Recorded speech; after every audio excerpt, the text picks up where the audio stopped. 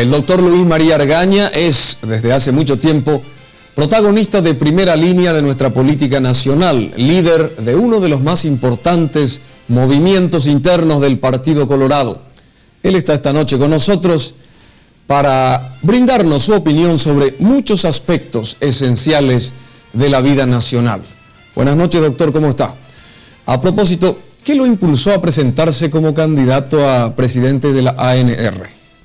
En realidad, el desgobierno total que reina dentro del Partido Colorado, que hace que en 3 años prácticamente han tenido 4 reuniones ordinarias y 1 o 2 ordinarias que han tenido, extraordinarias, que han tenido solo por objeto expresar alabanzas a circunstanciales personas que ocupan cargos pero que no representan la ideología colorada. Ello hizo de que nuestro movimiento sea consciente de que se tenía que rectificar el rumbo desviacionista que tiene este gobierno y apoyado por una junta del Partido Colorado, mal llamada así, sin duda. Y entonces esta rectificación de rumbos exige una conducción auténticamente del pueblo colorado en la Junta de Gobierno. Y es así que, más por imposición del electorado de nuestro movimiento que por una voluntad o una ambición propia, me he decidido a asumir la responsabilidad de competir en las internas coloradas. ¿El movimiento suyo mantiene el mismo porcentaje electoral que las últimas internas, doctor?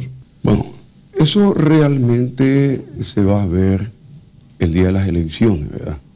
Hay factores beneficiosos, sin duda, para el movimiento, como son los formidables errores que está cometiendo el gobierno, este desfalco monumental en el Banco Central, la recesión económica, que hacen que se sumen votos de gente descreída, de gente desilusionada, de gente estafada, de gente que ha sido robada en su expresión de voluntad soberana popular a nuestro movimiento.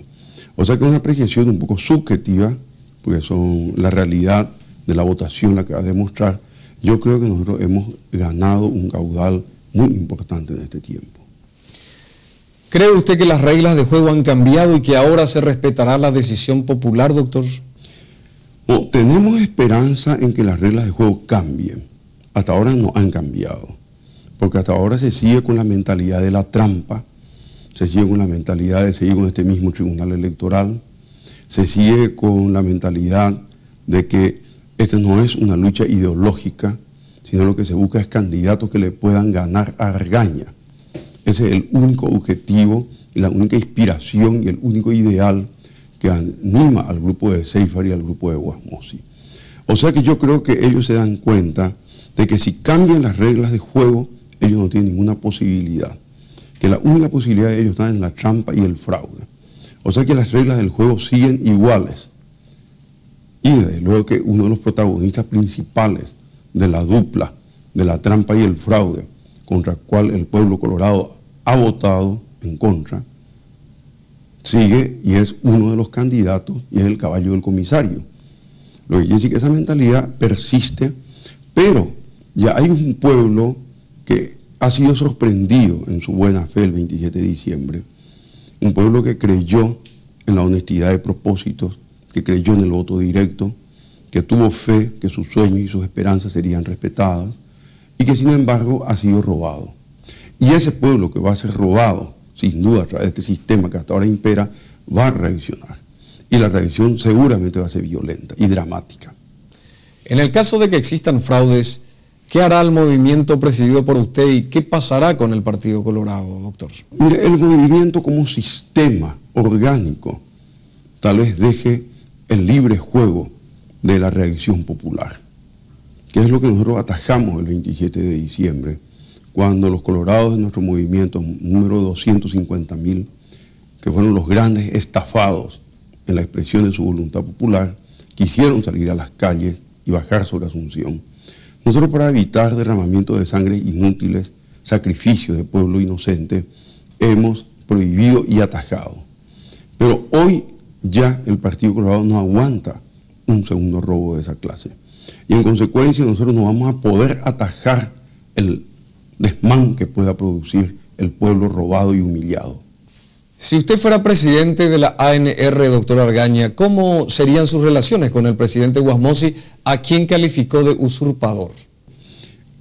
No, es que yo lo califique. Es un usurpador, es un legítimo, es un ladrón de la soberanía popular y no tiene derecho a ocupar el cargo que ocupa. O sea que nosotros vamos a ir coherentes con nuestra actitud.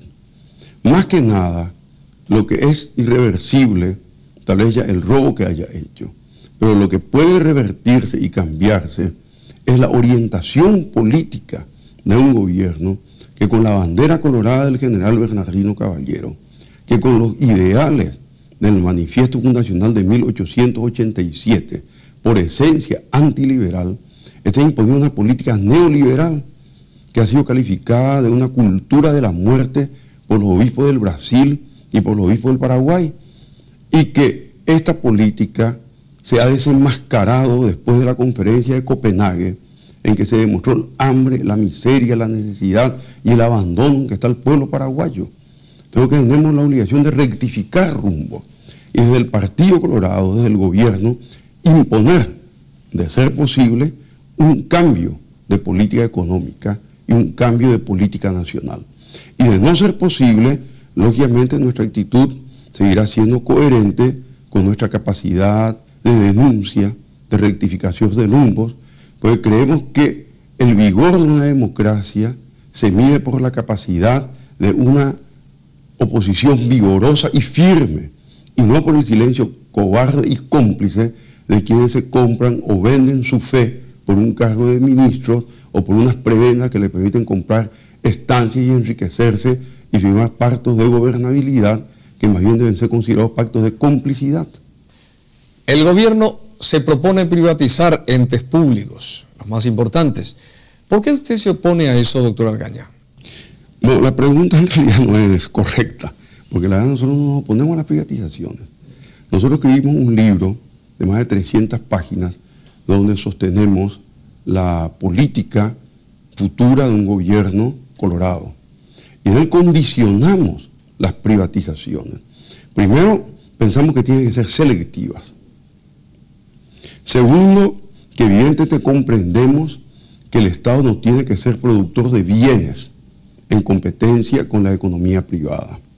Pero pensamos sí que la privatización debe basarse y fundarse esencialmente en honestidad, en transparencia, en seguimiento a las tarifas que pueden existir, que no puede implicar la sustitución de un monopolio público por un monopolio privado, que aquello que son riquezas naturales que Dios ha dado al país, como el caso de la energía que surge del río Paraná, Itaipú, Yacyretá, o las canteras formidables que según los geólogos tiene 2000 años de capacidad para seguir produciendo 5 fábricas de cemento como la actual, no pueden pasar a manos privadas y enriquecer al homo economicus, que es la esencia de la política liberal, en sacrificio del hombre social, en sacrificio de un orden social para crear supuestamente la omnipotencia de un mercado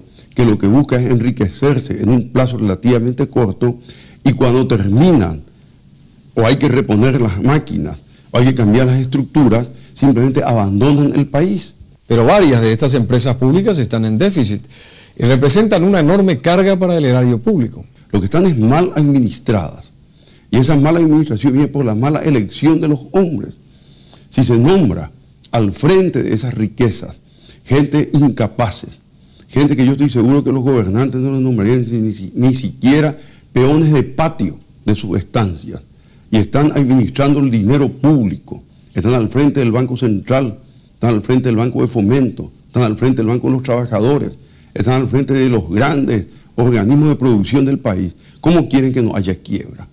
Y si vamos a hablar de quiebra, de que el Estado es un mal administrador, ahora se está demostrando, y se ha demostrado en todo el mundo, que los empresarios privados también son malos administradores.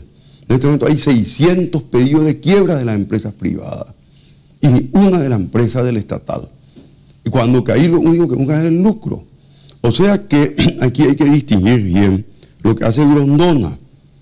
Grondona distingue dos clases de corruptos. Los corruptos por ocasión y los corruptos por vocación. ¿Cómo es eso, doctor? Los corruptos por ocasión son aquella gente pobre o de origen muy humildes que a través de sus estudios ascienden y llegan a ocupar cargos administrativos importantes. Entonces, ante la tentación que le da el cargo, las prebendas que se les ofrece, los sobornos con que son tentados, las necesidades privadas y familiares, se ven obligados a hacerse de algunos bienes del Estado, ya que el mal ejemplo viene de sus jefes.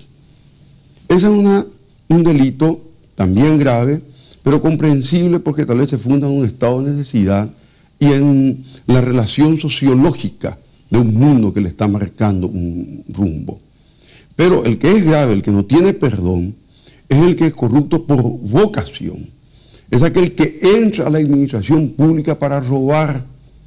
Es aquel que se afilia a los 35 años al Partido Colorado para hacerse con los contratos de Itaipú y que 35 años vivió y mamó la mente azul y la mente liberal y anticolorada. Y esos son los supuestos empresarios triunfadores que hoy quieren gobernar al país y que en 2 años han llevado a la miseria, al robo más grande que se recuerda en la historia de la República del Paraguay. ¿Y cómo se evita la hemorragia económica que significan estos entes y a su vez, cómo se los torna eficientes? Y es muy fácil, nombrando hombres probos e íntegros.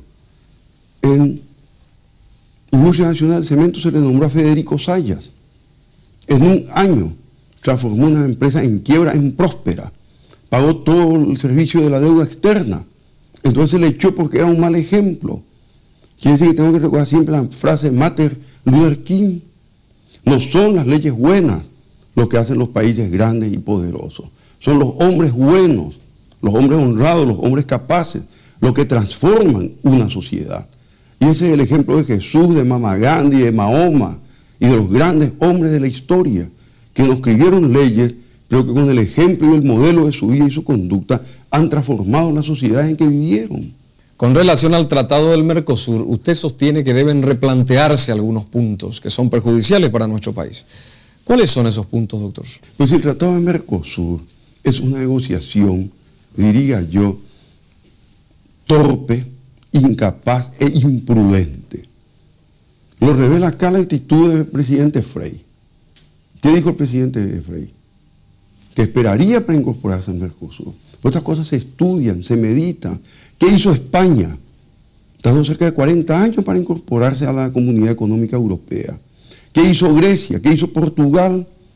Tardaron años, hicieron plebiscitos, referéndum y exigieron justas compensaciones. España en este momento es el país del mundo, de la zona de la Comunidad Económica Europea, que más desempleo tiene como consecuencia la Comunidad Económica Europea. Casi el 25%. Pero ¿por qué no sufre las consecuencias de la recesión de trabajo? Porque ellos negociaron un reembolso permanente y una justa compensación al desempleo y un seguro de desempleo.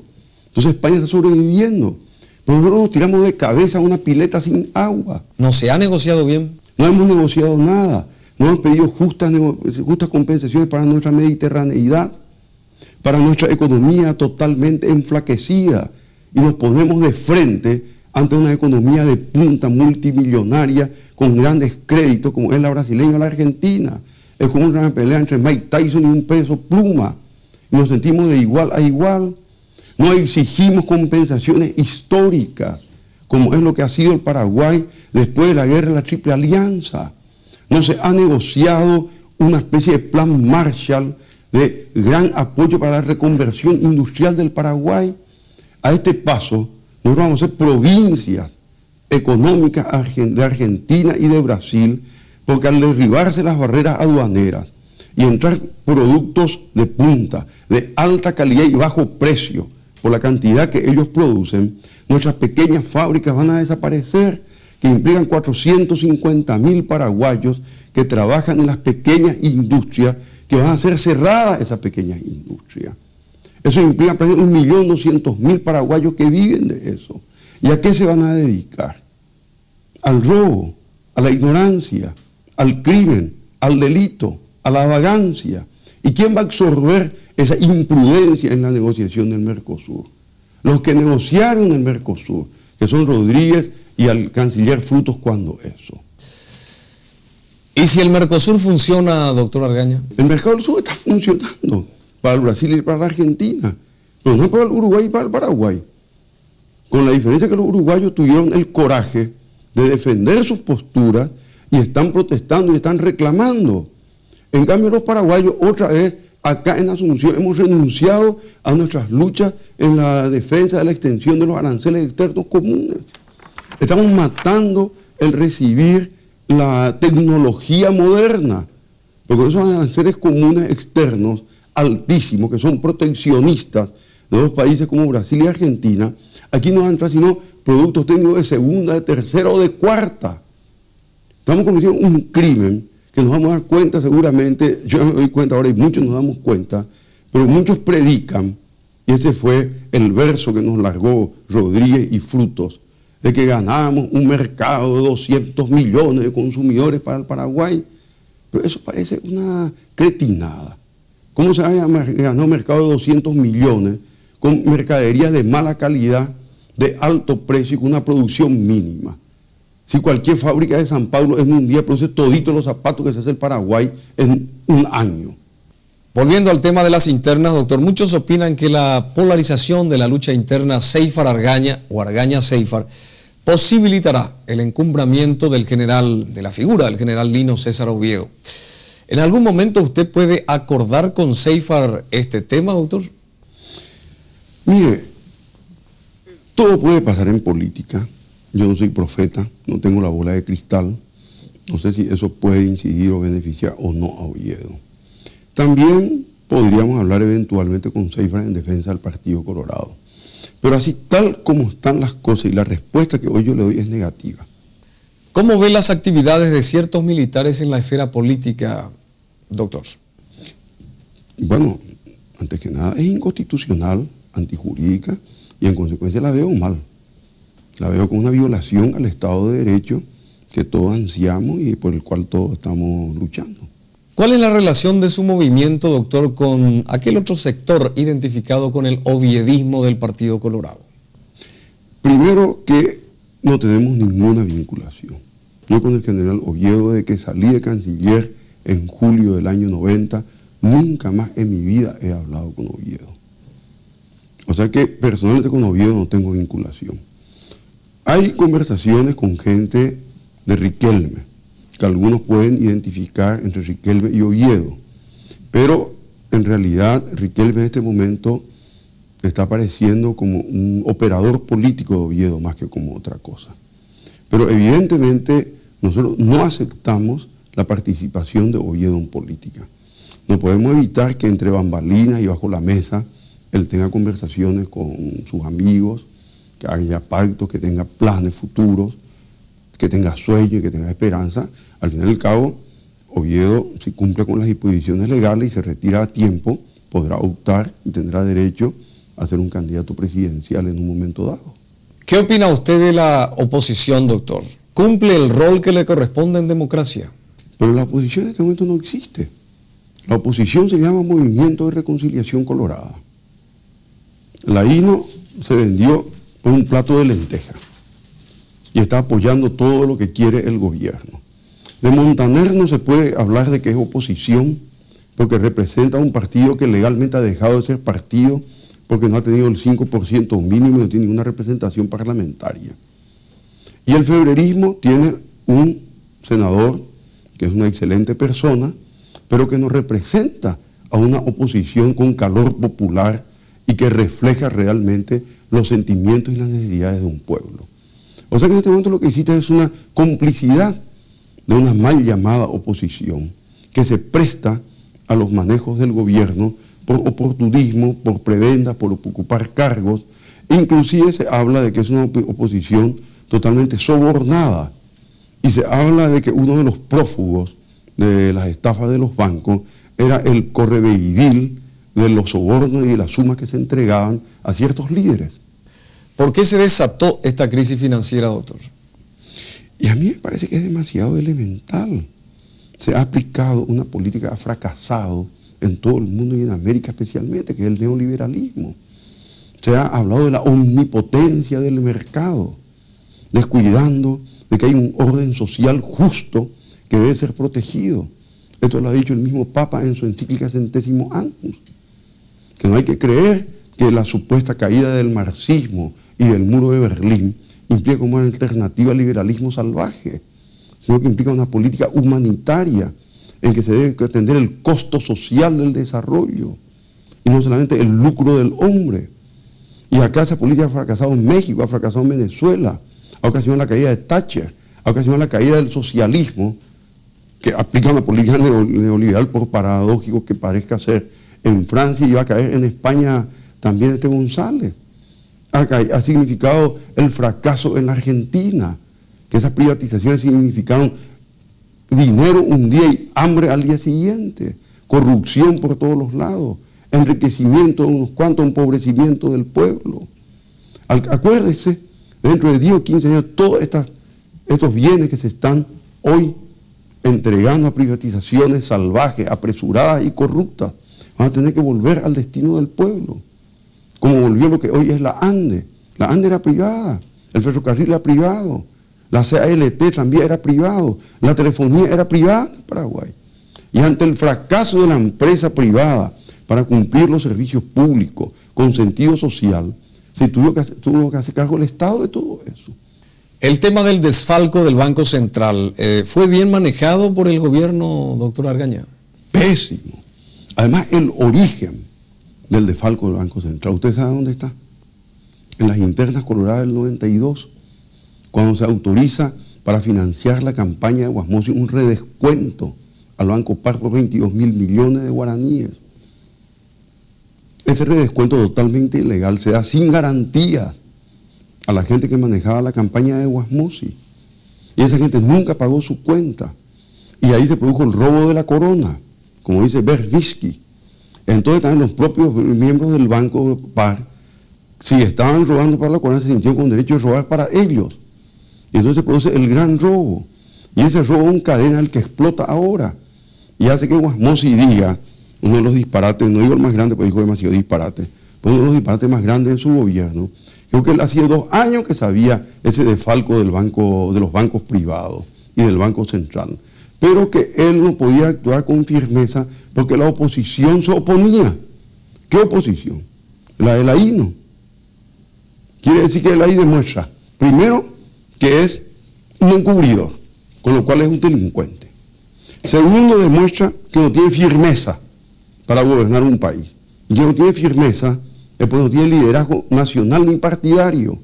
Entonces no puede transformar un estado de cosas. Y tercero, reconoce que la oposición le maneja. O sea que una torpeza sin igual, pocas veces se ha visto en las palabras de un gobernador o de un gobernante.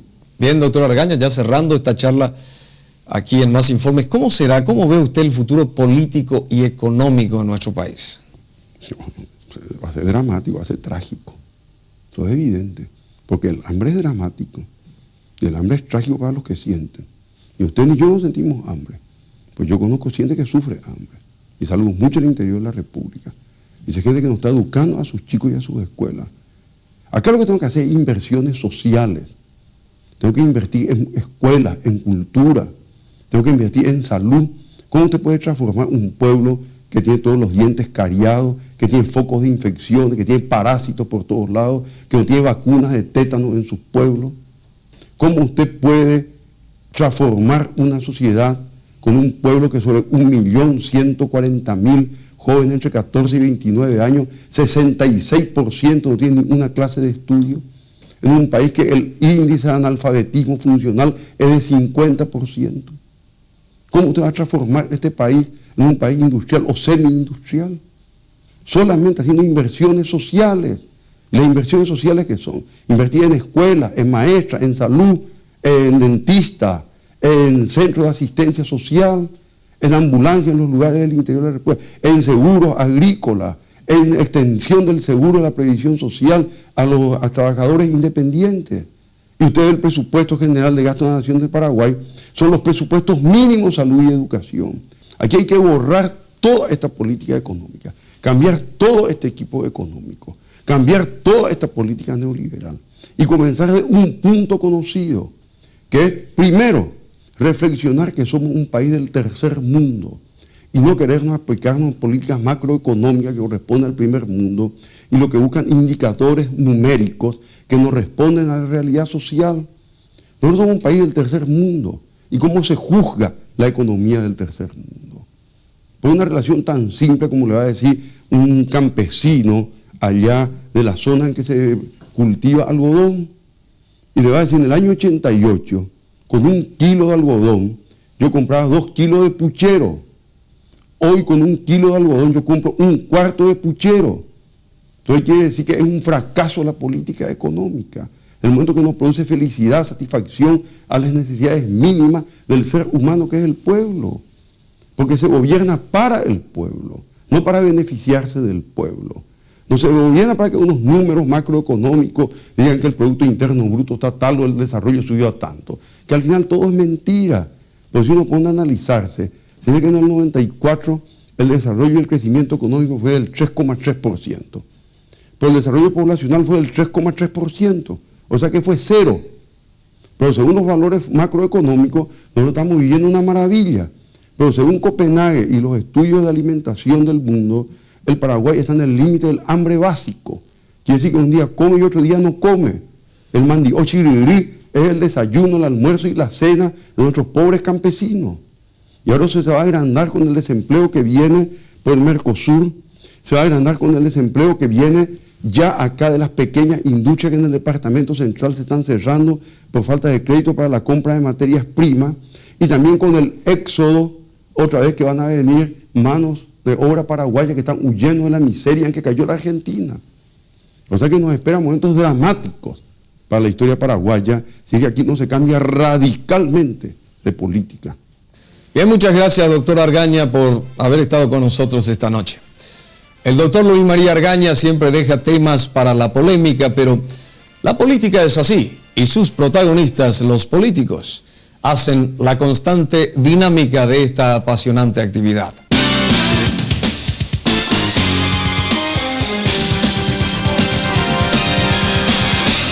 Más información.